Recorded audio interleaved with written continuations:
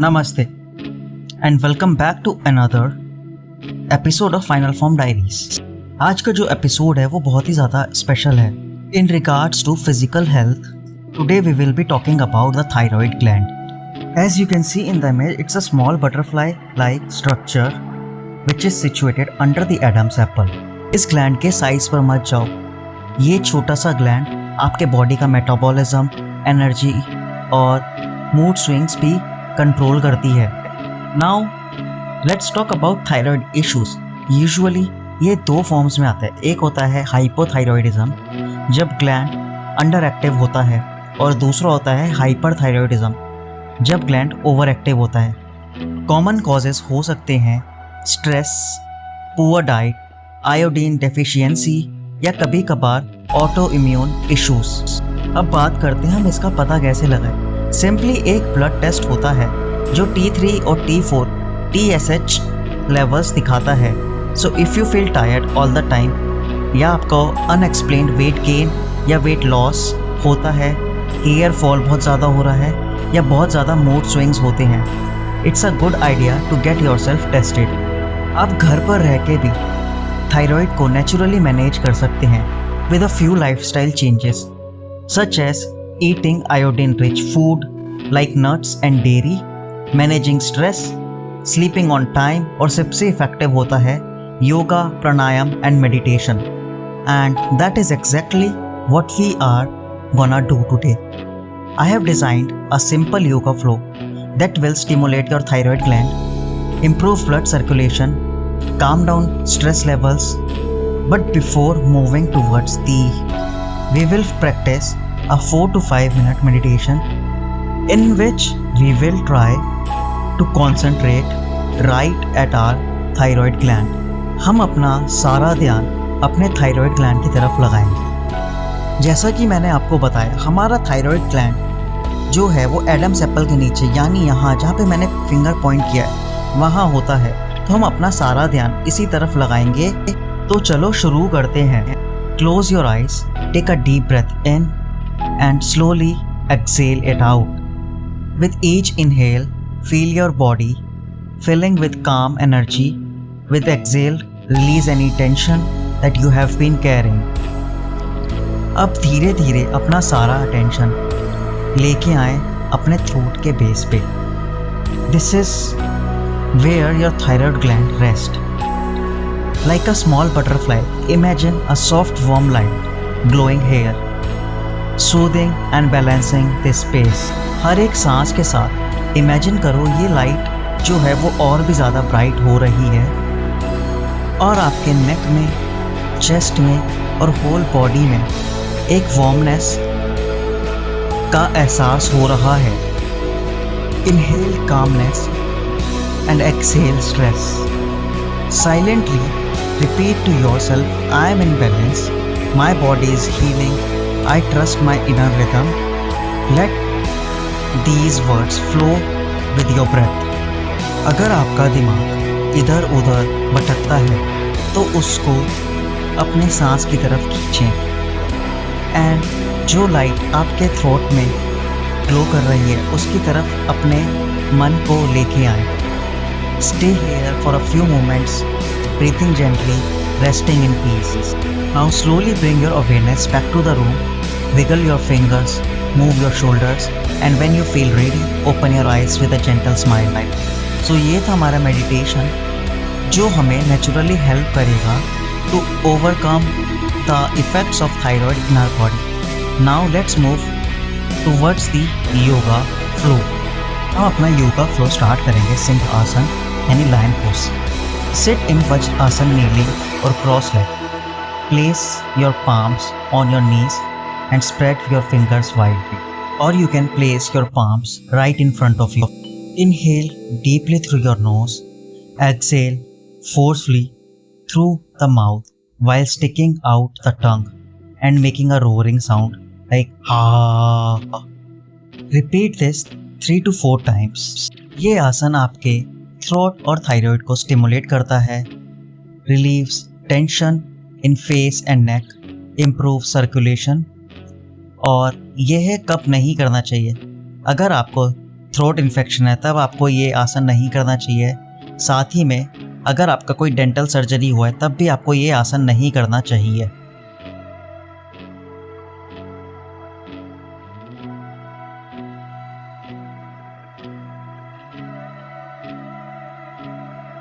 सिंहासन एक बारी कंप्लीट करने के बाद हम करेंगे सलंभा भुजंग आसन, जिसे स्पिंक्स पोज भी कहा जाता है।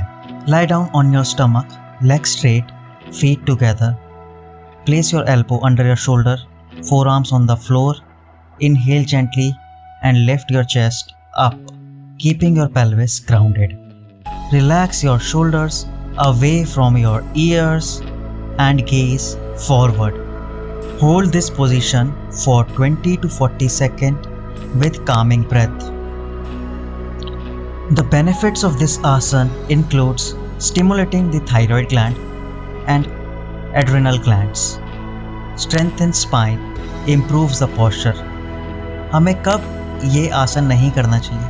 अगर हमें कोई रिसेंटली एब्डोमिनल सर्जरी हुआ है या तो कोई बैक सर्जरी हुआ है, ऐसे केसेस में हमें ये आसन नहीं करना चाहिए।